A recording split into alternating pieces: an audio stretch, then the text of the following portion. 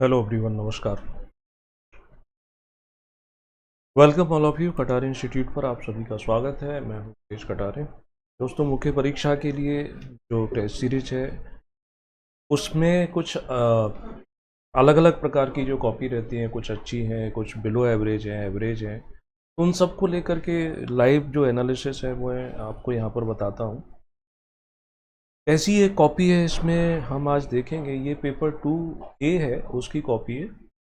तो इसमें जो 5 नंबर के क्वेश्चंस हैं उनको और फुल क्वेश्चंस जो हैं उन दोनों को देखेंगे कि इसमें क्या कमी है और कौन सी अच्छाई है जो आप जिनको देख करके इम्प्रूवमेंट कर सकते हैं अपने उत्तर लेखन में। क्वेश्चन पूछा जा रहा है यहाँ पर कि न्यायिक पुनरावलोकन जो है उसके क्या लाभ हो सकते हैं।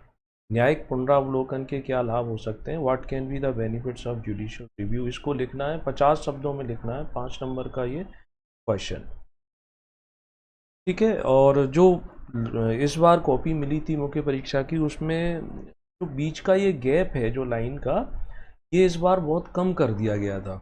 हमेशा की तुलना में ये बहुत ही कम गैप रहा था। तो थोड़ा सा आप ध्यान रखना, मतलब गैप इतना था जैसे कि जो डायरी रहती है ना उसके बीच में। तो हो सकता है इस बार वो कुछ इम्प्रूवमेंट कर लें, अच्छा कर लें, क्योंकि इस इतने कम गैप में उत्तर लिखने में काफ़ी परेशानी आई हुई थी। यहाँ इन्होंने उत्तर लिखा है। क्वेश्चन देखो, जब आप आंसर करते हैं तो आपका एकदम स्पष्ट विजन हो जाना चाहिए कि क्वेश्चन की डिमांड क्या है, रिक्वायरमेंट क्या है, क्या पूछ रहा है। बस हम उसी पर अपना फोकस करेंगे, इधर उधर की बातों को इसमें नहीं रख सकते।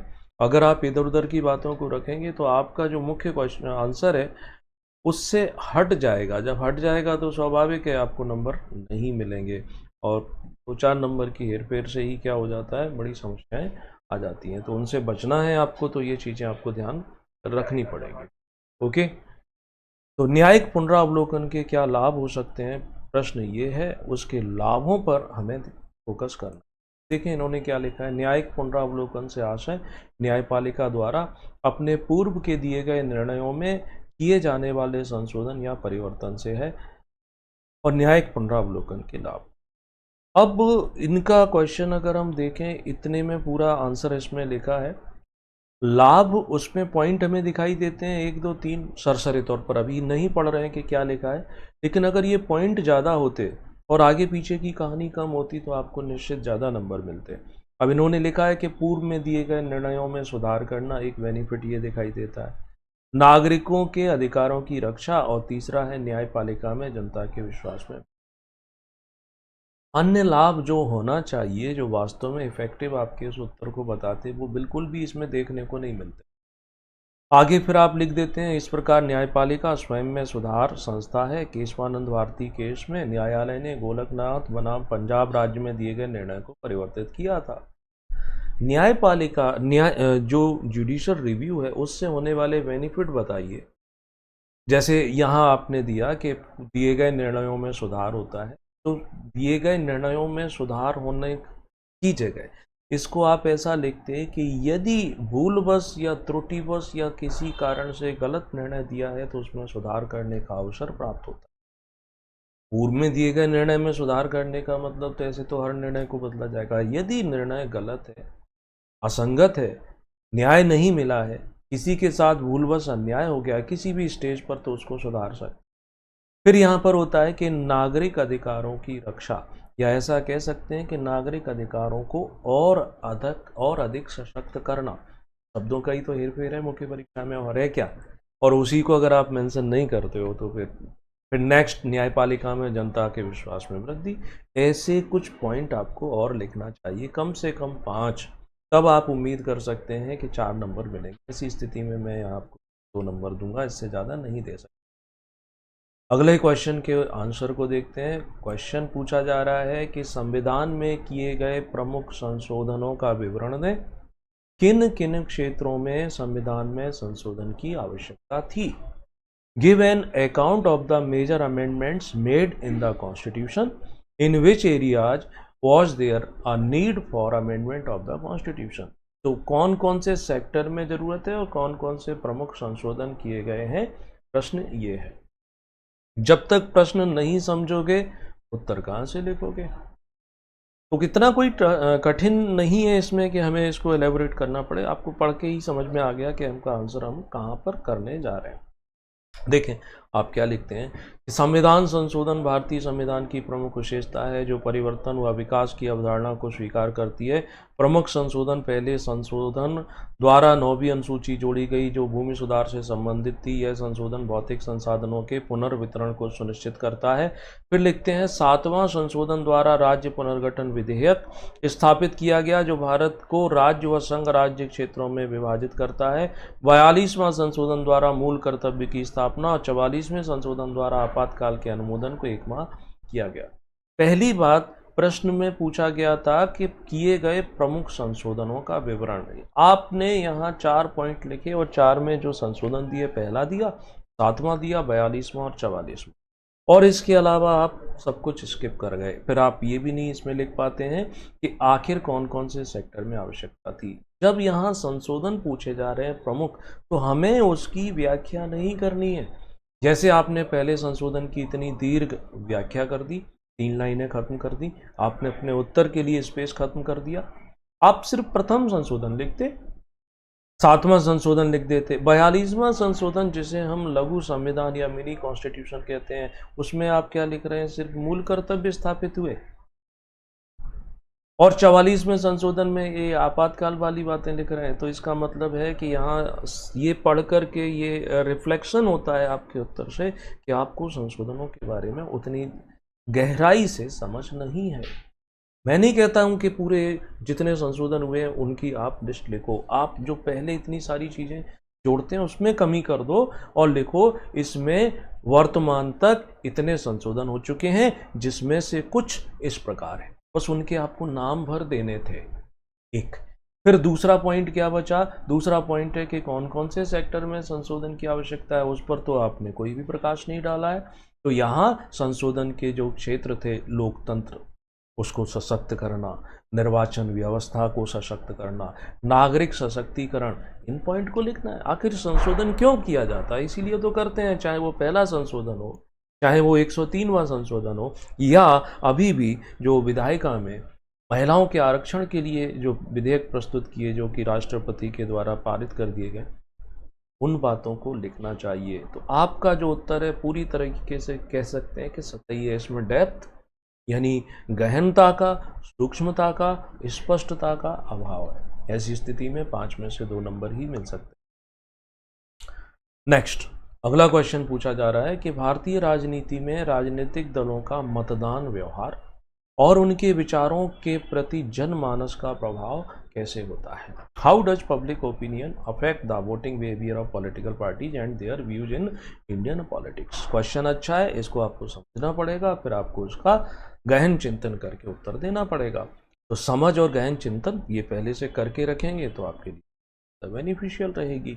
ठीक है, तो चलो चेक करते हैं कि इसका आंसर आप क्या लिखते हैं। दूसरा कुछ इन्फॉर्मेशन शेयर कर देते हैं आपके साथ कि अभी आयोग ने नए साल का कैलेंडर जारी कर दिया है कि कौन कौन सी परीक्षाएं वो लेगा।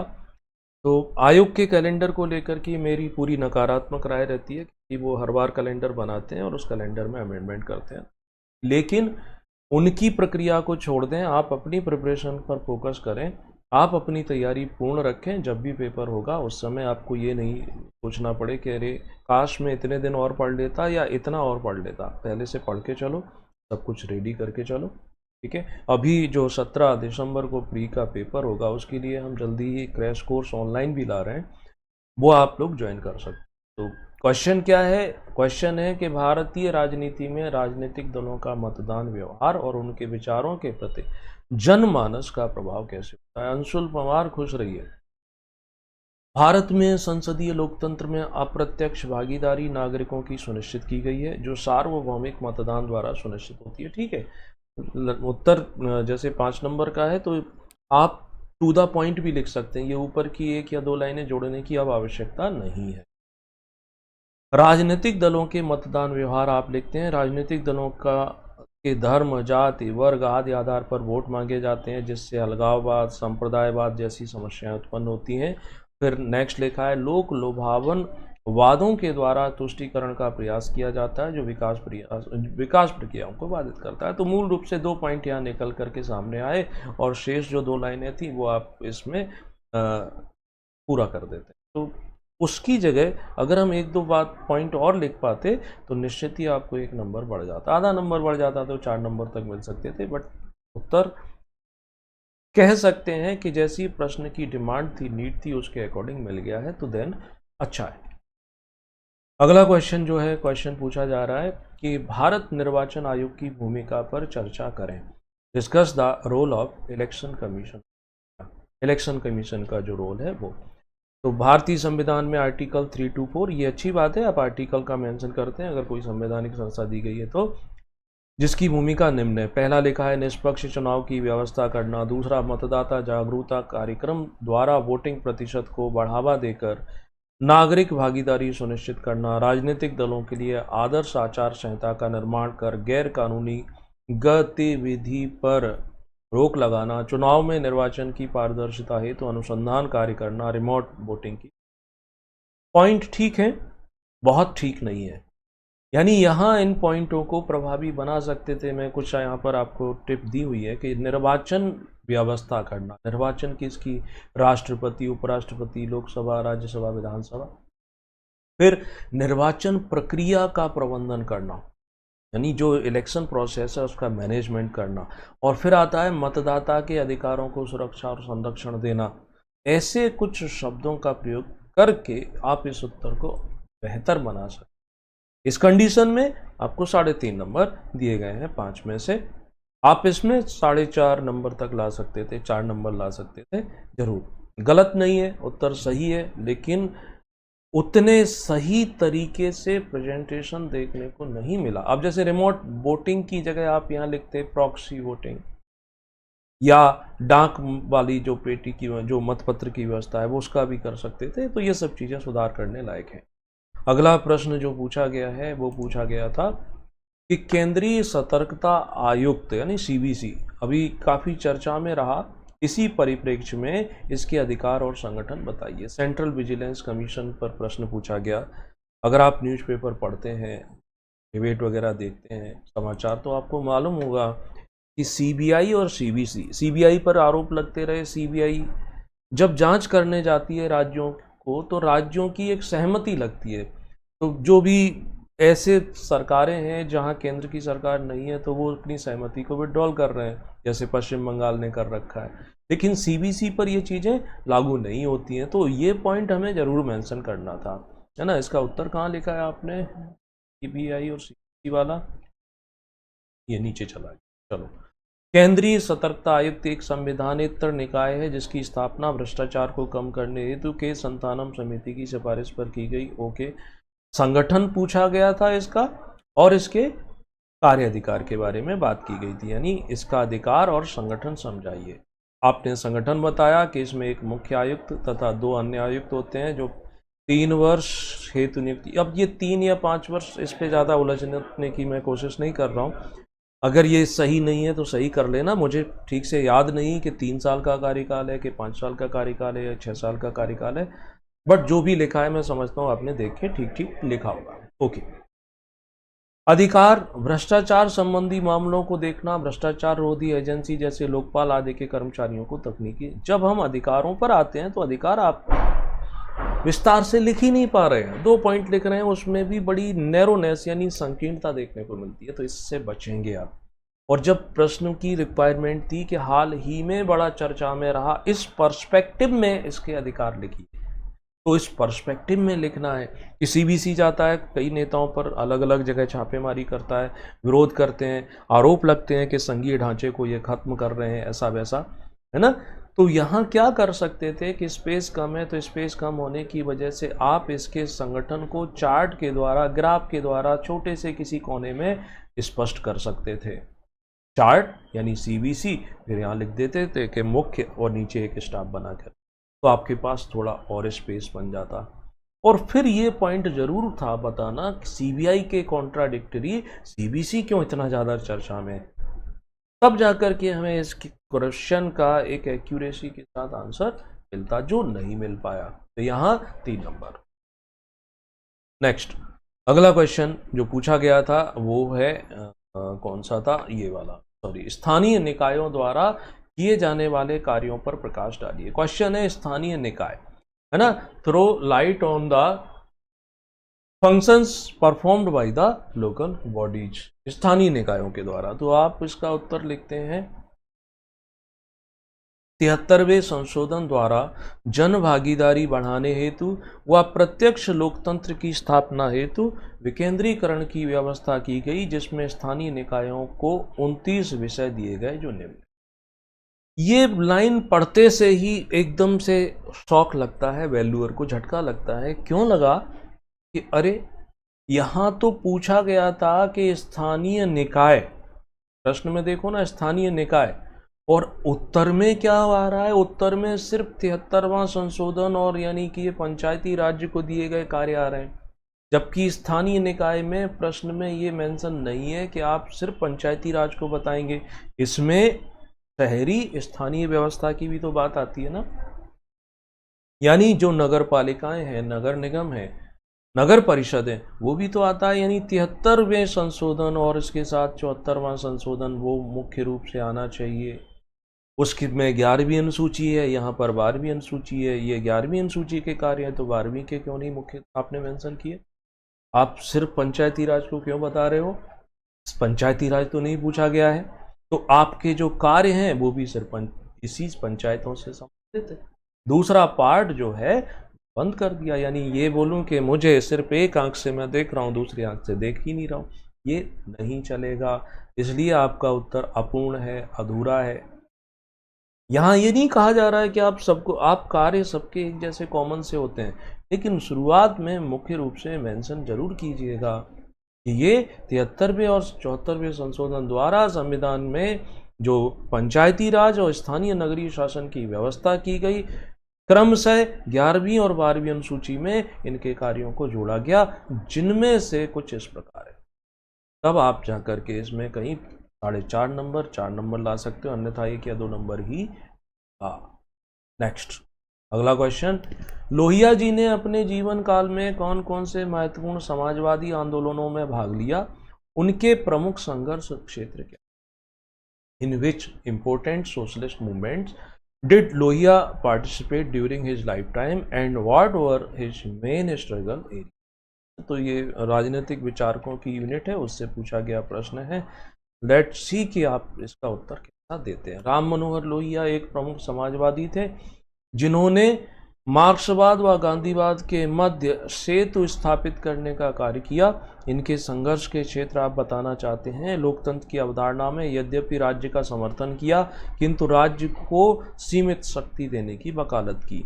विकेंद्रीकरण, दल विहीन लोकतंत्र की स्थापना हेतु सुझाव दिया। नौकरशाही को सीमित करने, सप्त क्रांति में नागरिकों को शामिल करने हेतु अपील।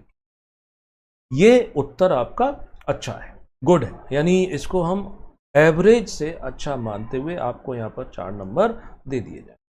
अगला प्रश्न पूछा गया था, पंडित दीनदयाल उपाध्याय के एकात्म मानववाद पर शॉर्ट नोट संक्षिप्त टिप्पणी जो है वो लिखनी थी।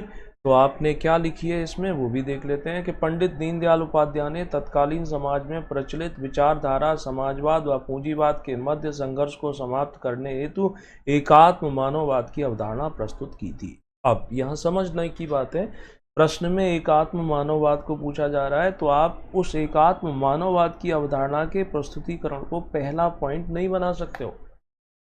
एकात्म मानववाद मुझे बताना है, तो एकात्म मानववाद क्या है ये बताऊंगा मैं। एकात्म मानववाद की अवधारणा दी है, इसको आप पहले पॉइंट में नहीं लिख सकते, इसको बिना पॉइंट में लिखें तो चलेगा, इसमें सुधार करने की आवश्यकता है।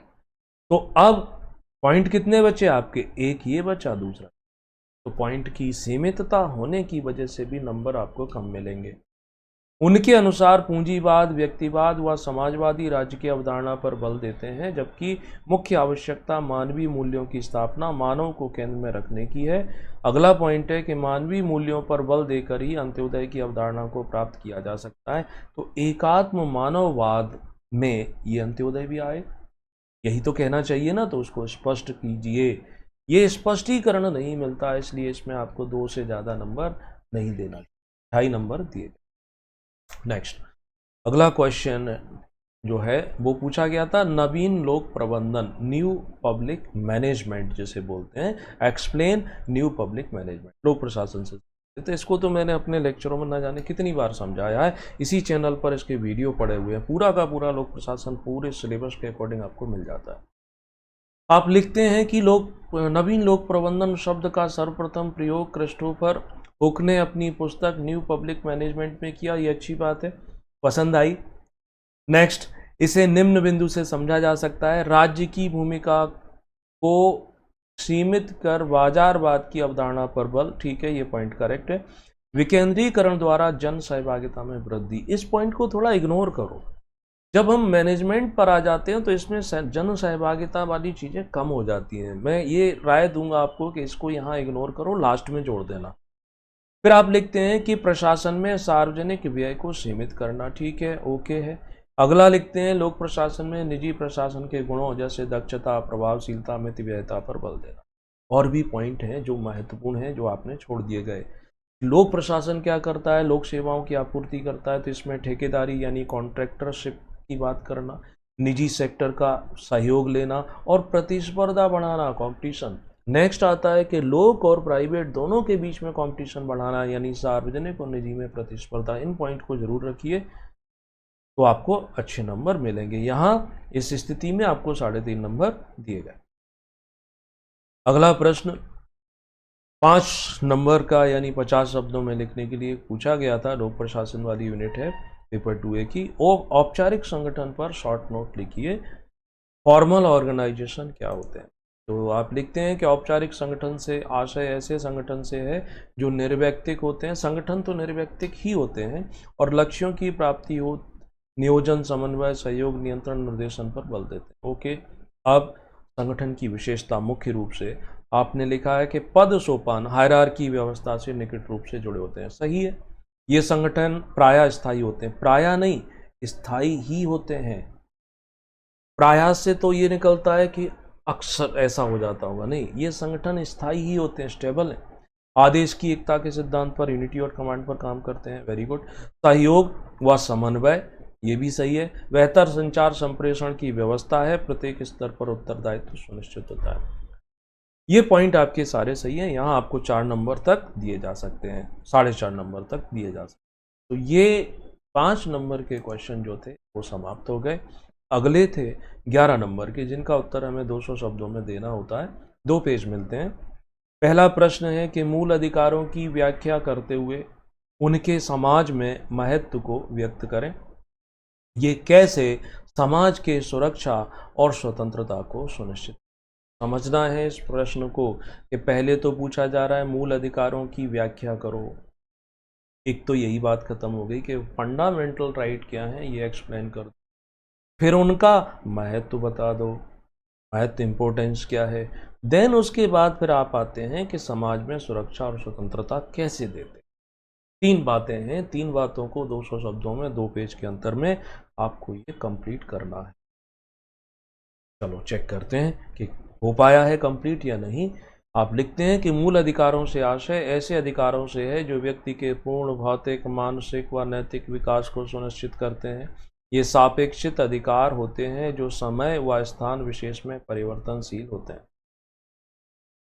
बस ये वाली लाइन जो है ना, ये गड़बड़ कर देती है आपके उस उत्तर को। जब हम मूल अधिकारों की बात कर रहे हैं, फंडामेंटल राइट की बात कर रहे हैं, हम फंडामेंटल राइट कहाँ अपने भारत की बात कर रहे हैं, तो पूरे भारत में फंडामेंटल राइट तो एक जैसे रहेंगे। ये देश काल परिस्थिति के हिसाब से थोड़ी परिवर्तित होंगे। यहां तक सब ठीक था, ये सब गलत हो, जो आपको नहीं करना था।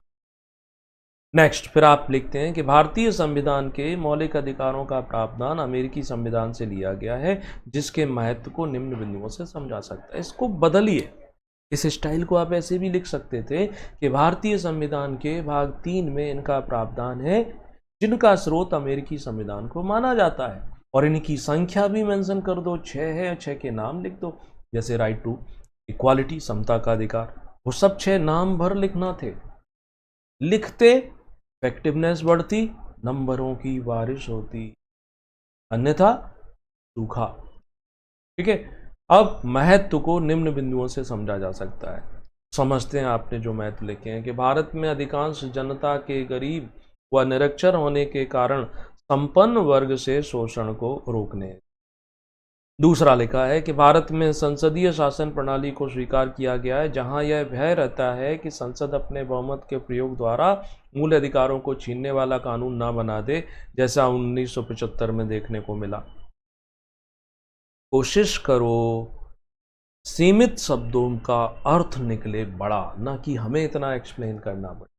भारत में विभिन्न भाषा, धर्म व नस्ल के लोग रहते हैं, जो अपनी कम जनसंख्या के कारण प्रायः शोषण के लिए संवेदनशील रहते हैं। अतः उसकी रक्षा के लिए इतने शब्दों को प्रयोग करने की जगह आप लिखते कि भाषाई आधार पर या धर्म के आधार पर अल्पसंख्यक लोगों के अधिकार रक्षा देना। समझने वाली बात है ना। तो महत्व को समझाने के लिए आपके जो 3 पॉइंट हैं, तीनों पॉइंट एवरेज हैं, औसत हैं, औसत से बेहतर होना थे, नहीं हो पाए। अब तीसरा पॉइंट जो आता है, मुख्य रूप से इस प्रश्न का पार्ट था ना कि समाज के सुरक्षा और स्वतंत्रता को कैसे फंडामेंटल राइट जो है एंश्योर करते हैं। पहला लिखा, सर्वप्रथम तो मूल अधिकारों को न्यायिक पुनरावलोकन की श्रेणी में आते हैं, जिसके उल्लंघन में नागरिक न्यायालय में जा सकती है। पॉइंट मुझे समझ नहीं आया। क्यों नहीं समझ आया भाई? फंडामेंटल राइट आर्टिकल 32 यानी किसी भी व्यक्ति के मौलिक अधिकारों का अगर उल्लंघन होता है, वो तो वैसे भी जा सकता है ना सीधा सीधा सुप्रीम कोर्ट। इसमें जुडिशियल रिव्यू वाली ये बात क्यों ऐड ऑन की जा रही है? इसकी क्या आवश्यकता है? इसका क्या औचित्य है यहाँ पर? यानी आपने अपने उत्तर के इस पॉइंट को कॉम्प्लिकेट बना दिया, जटिल बना दिया, जो नहीं करना था। नेक्स्ट, संविधान में मूल अधिकारों की प्रवर्तनीयता हेतु व्यापक उपबंध किए गए हैं, जिसमें प्रवर्तनीयता को अनुच्छेद 32 में स्वयं मूल अधिकार बनाया गया है। एल चंद्र कुमार बनाम भारत संघ मामला में न्यायालय ने कहा है कि संसद न्यायालय की शक्ति को कम नहीं कर सकती। सब सही है, लेकिन बात समझो। हमें ये समझाना है सुरक्षा और स्वतंत्रता, उनके आसपास रहिए, दिखाइए उन शब्दों के द्वारा कि हाँ देखो हम यही बता रहे हैं, जो आपने पूछा है हम उसी पर हैं। विभिन्न प्रकार के रिटों की व्यवस्था, विभिन्न क्या 5 प्रकार की रिट हैं? ऐसा क्यों नहीं लिख पा रहे हैं कि 5 प्रकार की रिटों की व्यवस्था जनहित याचिका द्वारा मूल अधिकारों की स्वतंत्रता को सुनिश्चित करते हैं। तो तीसरा पॉइंट भी एवरेज से कम है। लास्ट में निष्कर्षतः कहा जा सकता है कि मूल अधिकार नागरिकों के अधिकारों को बढ़ाते हैं व राज्य की शक्ति को सीमित कर इसकी रक्षा का दायित्व तो न्यायालय को देकर सुनिश्चित करते हैं कि नागरिकों को इसकी प्राप्ति में कठिनाई ना हो। इस हेतु केशवानंद भारती मामला महत्वपूर्ण स्थान रखता है। तो ओवरऑल जो लिखा उसका निष्कर्ष ये है कि आपका उत्तर एवरेज है, सटीकता का अभाव है, तथ्यात्मक त्रुटियां भी देखने को मिलती हैं, इनको दूर करने की शीघ्र आवश्यकता है। नेक्स्ट, अगला क्वेश्चन है कि भारतीय राजनीति में राष्ट्रीय अखंडता और सुरक्षा के मुद्दे का आकलन करें। विभिन्न गतिविधियों और नीतियों के माध्यम से भारत की सुरक्षा कैसे बढ़ाई जा सकती है। ठीक है सर जी, बहुत दिन बाद आपका लेक्चर आया। हाँ अंशुल, बहुत दिनों बाद यहाँ पर आया है लेक्चर। आजकल एप्लीकेशन पर चल रहे थे लेक्चर, बट अभी मिलेंगे आपको। चलिए देखें, भारत की जो राष्ट्रीय अखंडता सुरक्षा संबंधित प्रश्न है, राजनीति में राष्ट्रीय अखंडता सुरक्षा के मुद्दे। तो भारत में यहाँ पर है राजनीति में ना, राष्ट्रीय अखंडता और सुरक्षा के मुद्दे का आकलन करें। ये समझने वाला पॉइंट है कि हमारी पॉलिटिक्स में जैसे मैं 1-2 उदाहरण दूं, सर्जिकल स्ट्राइक हुई थी, तो पॉलिटिकल जो लीडर हैं वो क्या मांग रहे थे? सबूत मांग रहे थे। किससे? सेना से, आर्मी से। चीन के साथ भिड़ंत हुई थी गलवान में, तो क्या मांग रहे थे? राजनीतिक कारणों से सबूत मांग रहे थे। मतलब आर्मी के ऊपर भी इन लोगों को आज की राजनीति में भरोसा नहीं रहा। तो ये एक तरीके से हमारी राष्ट्रीय अखंडता और सुरक्षा के साथ बहुत बड़ी समस्या है ना। इन बातों को ध्यान में रखना है आपको अपने उत्तर में। देखें रख पाए कि नहीं। भारत में संसदीय लोकतंत्र की स्थापना की गई, जहां संघात्मक शासन प्रणाली को स्वीकार किया गया, जो केंद्र व राज्य के मध्य शक्तियों के विभाजन को सुनिश्चित करती है। परंतु संविधानविदों को इस बात का एहसास था कि ये प्रणाली संकट के समय समस्या का कारण बन सकती है। इसलिए अनुच्छेद 1 में यह प्रावधान कर दिया गया कि भारत राज्यों का संघ होगा। ठीक है, ये अच्छा लगा।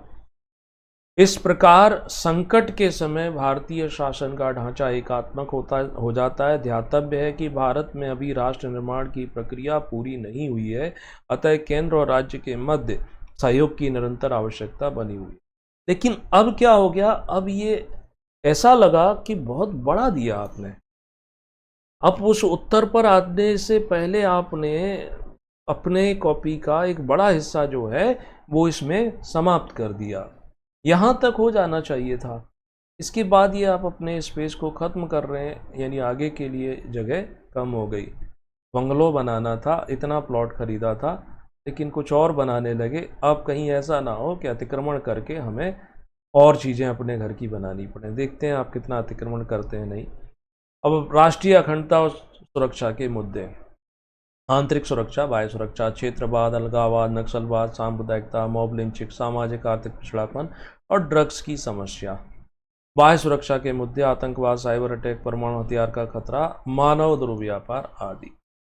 नेक्स्ट, अब भारत की सुरक्षा को बढ़ाने हेतु उपाय।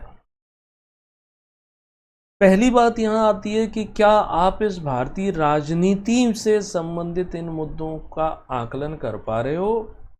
भारतीय राजनीति नहीं कर पाए, वो सब पॉइंट मिस हो गए, छूट गए। ठीक है।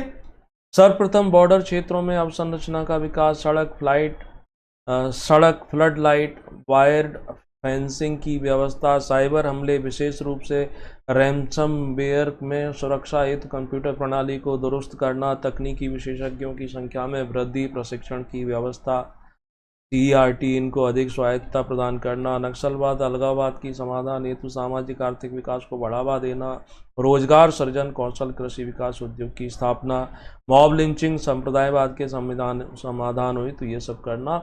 और लास्ट में आप निष्कर्ष लिखते हैं, ठीक, लेकिन एक बड़ा हिस्सा जो है उत्तर में वो पूरी तरीके से मिसिंग हो गया। भारतीय राजनीति से संबंधित, यानी उस राजनीति में अखंडता और सुरक्षा संबंधी जो मुद्दे हैं उस पर आपकी कोई राय नहीं आई है।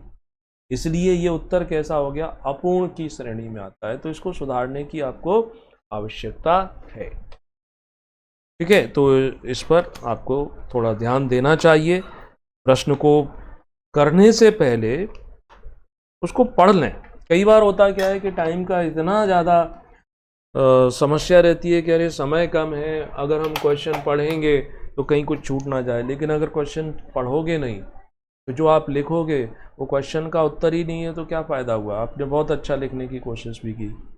नेक्स्ट, अगला प्रश्न पूछा जा रहा है, फेक न्यूज़ और डिजिटल प्लेटफॉर्म्स पर जानकारी की प्रामाणिकता की चुनौतियाँ, उन पर चर्चा कीजिए। यह कैसे समाज के विचारों और निर्णयों पर गहरा प्रभाव डाल सकता है। तो एक तो फेक न्यूज़, वो उसको कैसे हम उसकी प्रामाणिकता, उसकी चैलेंज क्या है, और उसके बाद फिर आता है कि समाज के विचारों और निर्णयों पर कैसे गहरा प्रभाव डालता है। तो दो पार्ट में प्रश्न है, तो एक एक पेज में हम ले लें। पहले में हम उसकी प्रामाणिकता को बता दें, बाद में वो कैसे प्रभावित करता है, और कंप्लीट हो जाना चाहिए।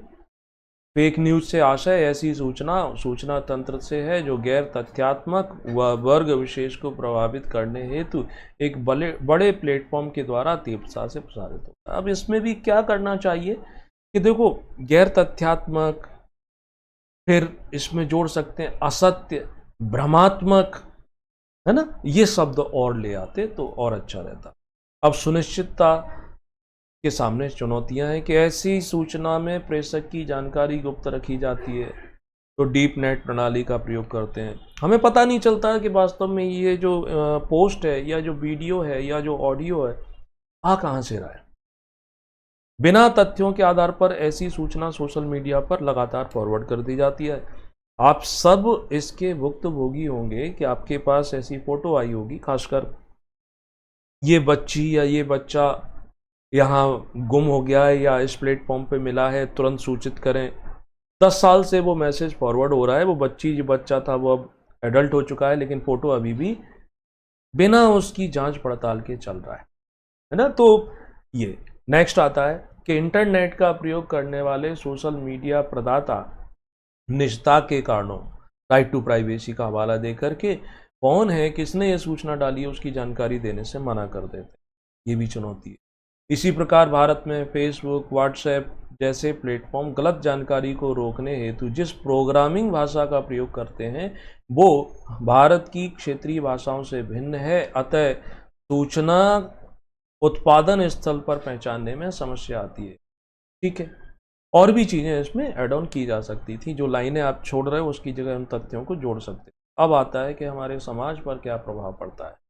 तो सोशल मीडिया और फेक न्यूज ऐसा लगता है कि पर्यायवाची हो गए हैं, सिनोनिम्स हो गए हैं।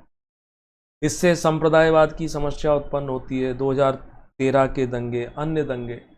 इससे वर्ग विशेष का उत्पीड़न होता है, जैसे महिलाएं टेक्नोलॉजी फैसिलिटेड सेक्सुअल एब्यूज के रूप में देखा जाता है। राष्ट्रीय एकता और अखंडता हम है ना बाधित होती है, सामाजिक अलगाव की स्थिति उत्पन्न होती है, दंगे कराए जाते हैं या अपनी सुविधा के हिसाब से एजेंडे को बढ़ाया चढ़ाया जाता है। तो ये उत्तर आपका अच्छा है, और निष्कर्ष इतना बड़ा लिखने की जगह इस निष्कर्ष को आप कम लिखिए, फैक्ट ज़्यादा दीजिए, आपको ज़्यादा नंबर मिले। निष्कर्षतः कहा जा सकता है कि फेक न्यूज वर्तमान में देश की सुरक्षा, राष्ट्रीयता पर खतरा उत्पन्न करता है, अतः आवश्यकता है कि नागरिकों को जागरूक कर इस प्रकार के संदेशों को रोका जाए, साथ ही तकनीकी प्रयोग को बढ़ावा उनके अनुसार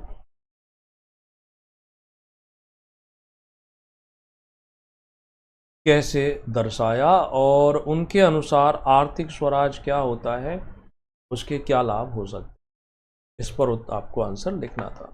देखें क्या लिखा ना, प्रश्न है फिर समझ लो। राम मनोहर लोहिया जी ने जो अपनी आर्थिक स्वराज की बात की है उस पर हमें फोकस करना है, और आर्थिक स्वराज क्या होता है, इसके क्या बेनिफिट मिले, ये मुख्य का थीम है। राम मनोहर लोहिया एक प्रमुख भारतीय समाजवादी थे जिन्होंने समाजवाद को भारतीय परिस्थितियों के अनुरूप स्थापित करने का प्रयास किया। ओके, राम मनोहर लोहिया ने भारत में सामाजिक समानता को स्थापित करने व विषमता की समाप्ति हेतु आर्थिक स्वराज को महत्वपूर्ण बताया था।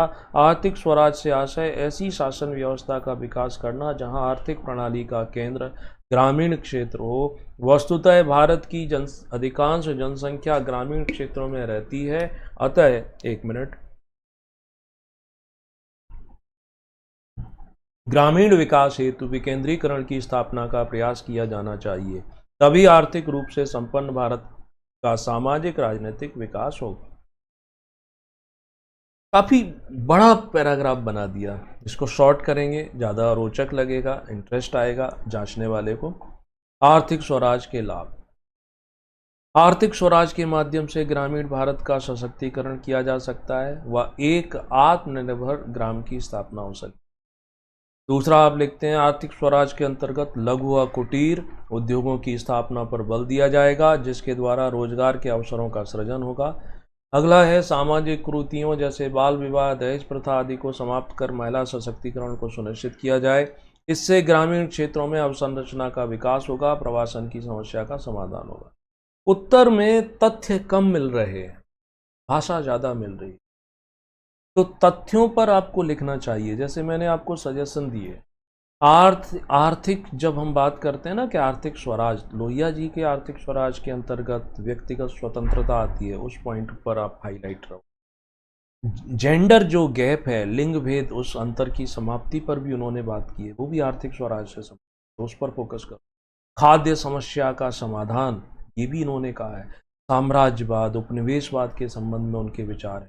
अंतर्राष्ट्रीय व्यापार, अल्प विकसित देशों को मिलना चाहिए सहायता, है ना। 4 स्तंभ राज्य की अवधारणा की उन्होंने बात की है।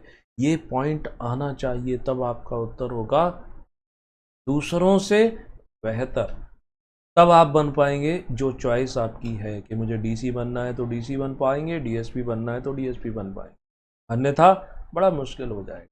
तो इन पॉइंट से आप उदासीन हैं, इनको अपने आंसर ऐड कीजिए, निष्कर्ष को शॉर्ट कीजिए, इंट्रो को शॉर्ट कीजिए, बीच के पॉइंट को बढ़ाइए। ठीक है। तो इस स्थिति में यहाँ आपको 7.5 नंबर दिए गए हैं। अगला प्रश्न जो पूछा गया है, लोक प्रशासन का एक अनुशासन के रूप में विकास को विस्तार से समझें।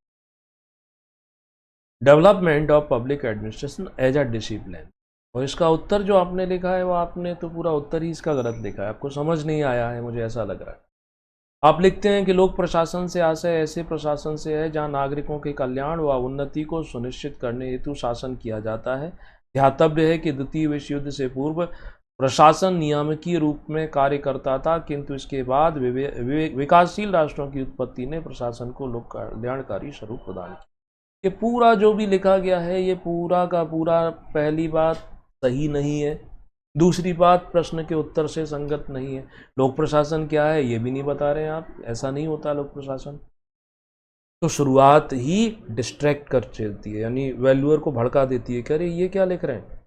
लोक प्रशासन एक सब्जेक्ट है, इसको जीएस के रूप में पढ़ते जरूर रहे हैं हम, लेकिन इसमें वास्तव में नॉलेज की जरूरत पड़ेगी। फिर एक अनुशासन के रूप में जो विकास है वो आप क्या लिख रहे हैं कि प्राचीन काल में लोक प्रशासन का स्वरूप यद्यपि सीमित किंतु फिर भी नील नदी घाटी क्षेत्र में प्रशासन के रूप में नदी घाटी के रखरखाव हेतु प्रशासन तंत्र स्थापित हुआ। भारत में सिंधु घाटी सभ्यता, कौटिल्य के अर्थशास्त्र में प्रशासन की स्पष्ट झलक, और बाद में औद्योगिकीकरण के पश्चात प्रशासन के स्वरूप में बदलाव। आरंभ में राजनीतिक प्रशासन द्विविभाजन को स्वीकार किया गया, जिसमें निर्णय में राजनीतिक प्रभुत्व को, क्रियान्वयन कार्य को प्रशासन दिया गया। प्रशासन में उद्देश्य की प्राप्ति के लिए कुछ सिद्धांतों का विकास किया गया, वैज्ञानिक उपागम, मेयो का मानववादी उपागम।